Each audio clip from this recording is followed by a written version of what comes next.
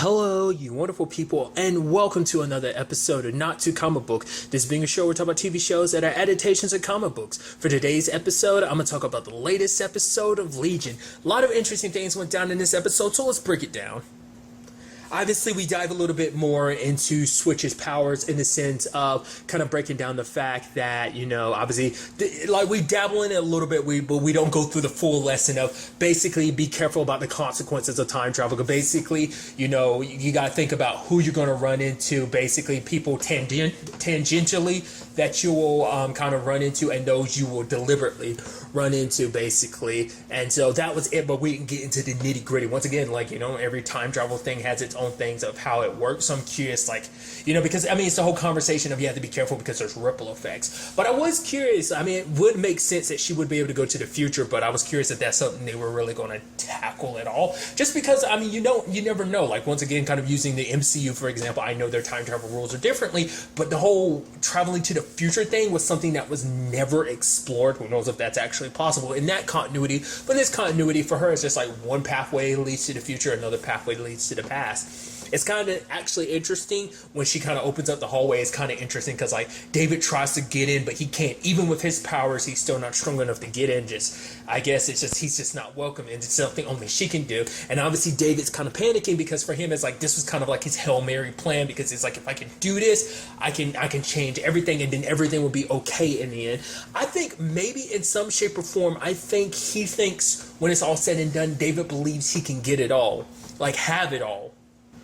That basically he can end up saving himself and getting Sid, that he can have his happily ever after. Hell, maybe, it never gets brought up in conversation, but it might be something where it's kind of I think I might even be able to get Amy back. With this, he can change everything, because if he can change, the fact is that Farouk was in his head, he can, that in itself will have ripple effects that will change things drastically, undo everything we know about the show, or at the very least, certain things would be the same, but other things would be drastically different.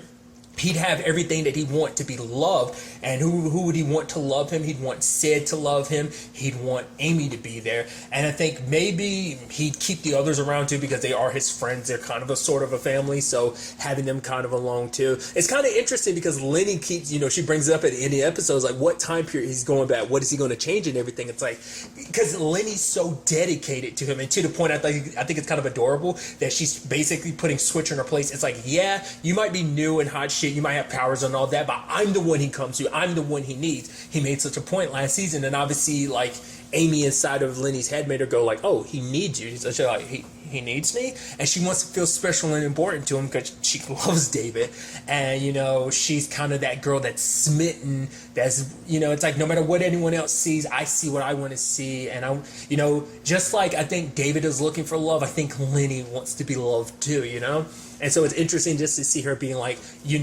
you worked for me and I worked for him. That's how it goes. It's just kind of seeing her kind of get all possessive like that. It's so interesting. But David's plans kind of show that he doesn't care too much about what happens to Lenny in the end, because it's it will change everything for her. Maybe in his mind it's oh, work out for her. But even to the point Lenny's oh, I'm gonna stand here, and he's oh, you can go now. And he kind of uses his power to kind of compel her to yo, get something to eat, and you're happy. And she's yeah, go and get this girl something to eat. It's so interesting, and obviously showing that he isn't afraid of pushing people.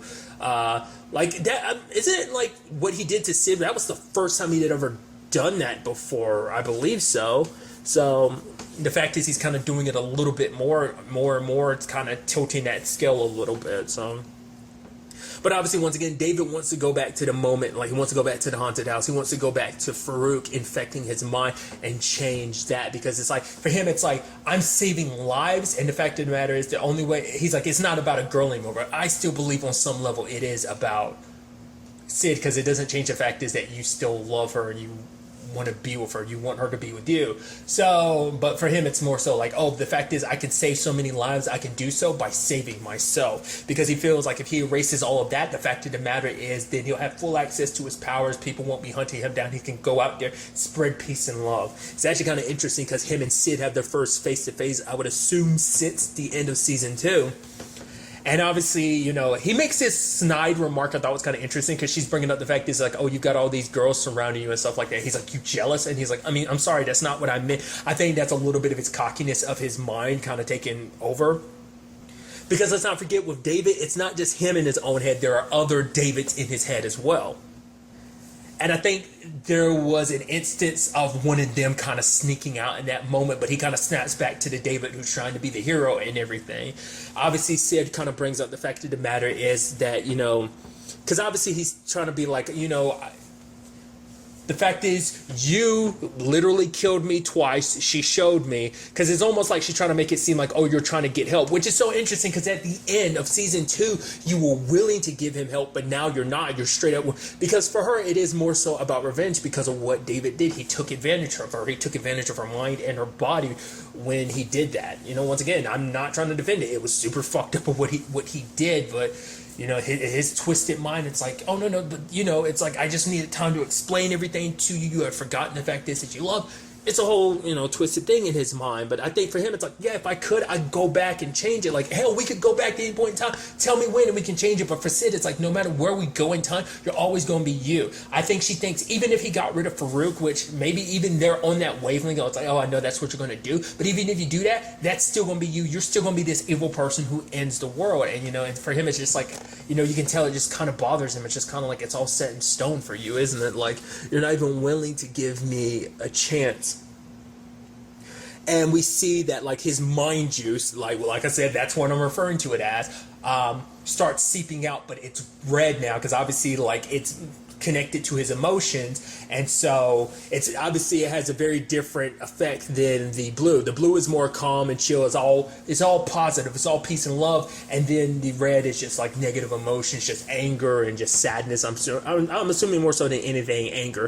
It seems like everyone getting high off it kind of went a little berserk, and it seems like that's kind of what it's for. It's so interesting because Lenny later on, because obviously the whole squirrel situation we'll get to in a second, but Lenny was kind of like, oh yeah, that blue stuff, that's just for beginners. If you've never seen blue wine, there's wine's always right.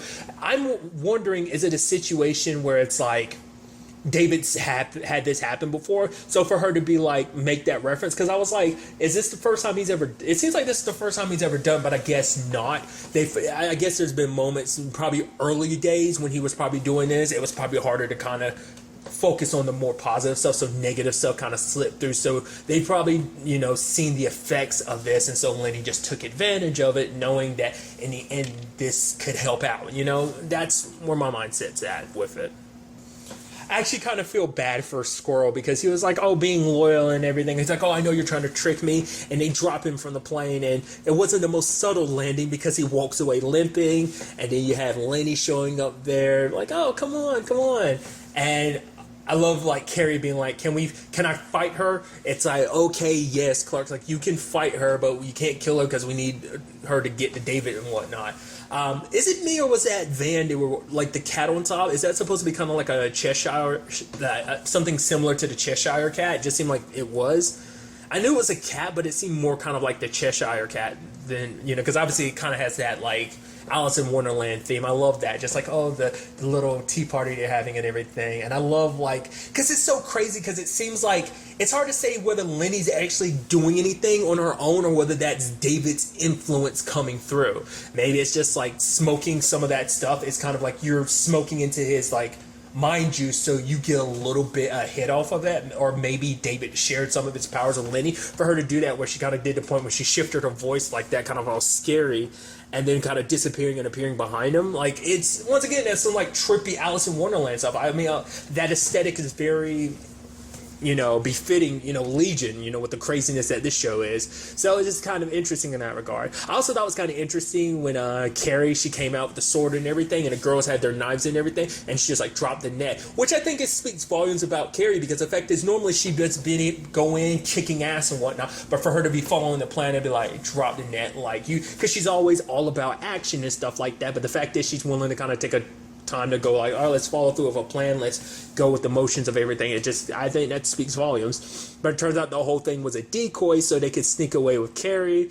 I love the whole thing of him waking up in that clock room and he's mocking that woman's movements just to kind of like, it's so weird and trippy that that's happening, and it's working. I love it.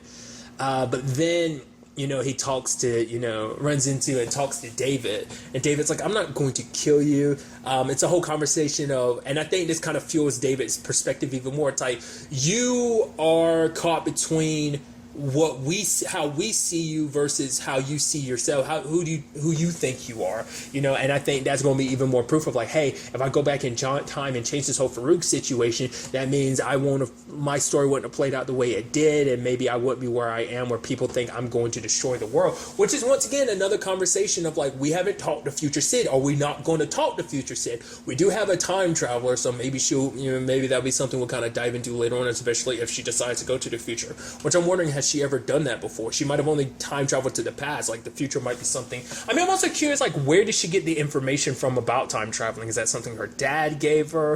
Is it something from her mom? Because her mom hasn't really come up in conversation, so maybe her power. Because powers, not always, but they tend to be hereditary, don't they? I mean, kind of makes sense. I mean, David's, Professor X has the powers he has, and David's powers kind of mimic that, but beyond. I mean, even I'm like, even with all the X-Men movies and stuff I've seen, I'm never 100% sure what Professor X is fully capable of.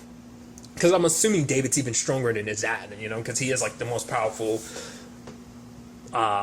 mutant. But nevertheless, well, if not one of the, I'm sure there's like plenty of comic book mutants that might, well, not just Marvel characters, but mutants specifically, that would probably give him a run for his money. I don't know. I don't know how he stacks against a lot of the Marvel universe. Nevertheless, but I really like what he did, obviously getting Carrie high and going inside his head. I thought that was so interesting, like him looking in a mirror, brushing his hair, and then it shifts and it's the other Carrie. And then like he looks in a mirror and they switch positions. She's the like brainiac and he's the warrior. And I love the whole dance they're doing. And she's like, let me lead. He's like, no, it's my dance. She's like, let me lead. And then she turns into David. And he's like, let me lead. I'm like, yo! I was like, that's some Farouk level shit of getting in someone's head, kind of wearing masks and stuff like that. I was like, that's so interesting. That's not a David move. That's a Farouk move. So it seems like he's learned a trick or two in the time since we last seen him, because he never did stuff like that, kind of getting in someone's head specifically like that. So I just thought that was kind of fascinating. I guess you could make the argument that's him kind of slipping down that road of like, oh, that's not something a hero do, but maybe a villain? Ooh, So I thought that was kind of pretty neat. And by the time Carrie wakes up, he's all about this whole situation. It's like, oh yeah, so what's David trying to do? What's he trying to go back in time to do? And go back to save the world. So Carrie's kind of like switched sides. David kind of ended up pushing him, compelling him. Now he's kind of, believes what David's trying to do, or maybe he just legitimately, after David showed him everything, either David pushed him, which I'm assuming, because like I said, we've seen it more and more each time, because he was like, oh, the fact of the matter is you're going to want to help when it's all said and done. So it does seem like he pushed him right from the beginning, but he took time to probably get inside of his head, manipulate him, like I said, do some Farouk stuff of wearing different faces to kind of like trick him into helping. And so I'm curious to see how long that'll last and whether Carrier will be able to break that bond or not. So it is interesting when he breaks things down where he's basically like, oh yeah, he's trying to figure out how he's going to make the device. Is it going to be something that's wearable that, allows David to kind of get through the field that is the doorway to the hallway for Switch's powers, so. But I also can't forget, like, the other side of this episode, too, with Division, where you had Farouk and,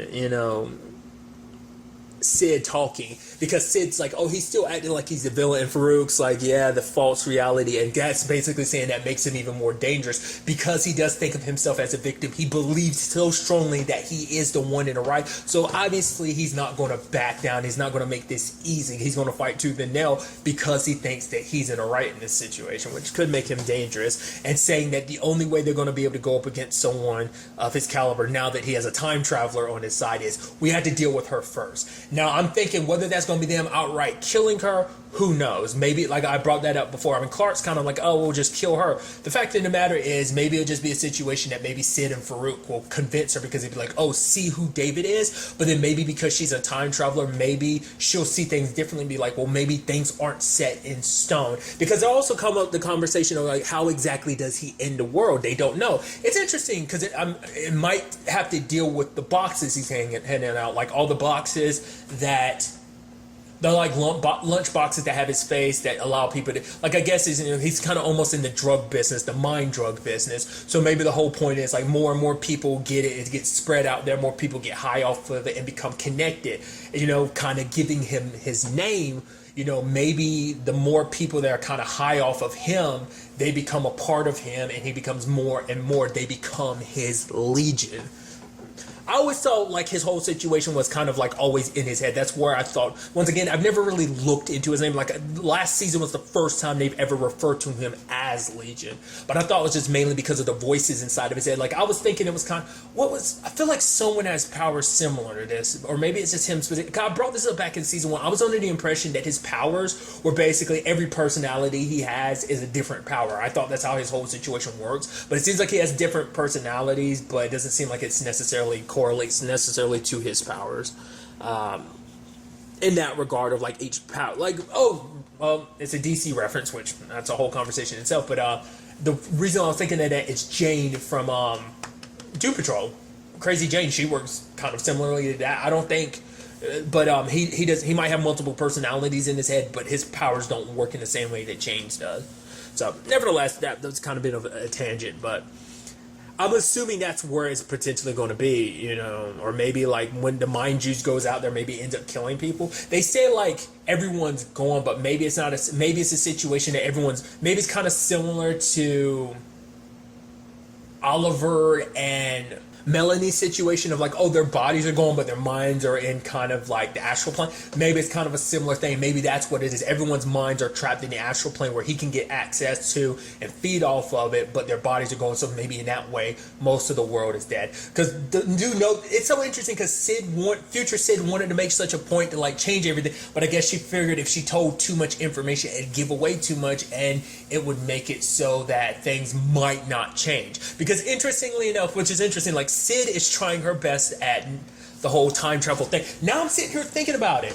That's probably how we get future Sid, is because Switch potentially switches sides. I didn't even think about that because we never really found, because it seemed like it might have been technology based, her ability to time travel, but maybe the reason why it got all statically like that, it's because potentially when it comes to Switch's power, for her it's a clean, like, when other people go there, maybe it's not as easy, or maybe it was a different, like, because that's a big question too. We never actually found out last season. Like I said, I was under the impression it was Carrie's technology or whatever, because the spear came from Carrie too, so you would assume so, especially the reason why it's all glitchy and everything. But obviously, well, it's interesting because the timeline's supposed to be the same, but obviously, like, maybe things have changed and we're just not aware of it, or maybe everything's kind of in the same lane, because obviously things are different because Farouk's still alive. He's supposed to be dead, so there's that. So, I don't know, it kind of gets my mind boggled. Like, it just gets my mind just kind of jumping through all these different hoops of, like, potential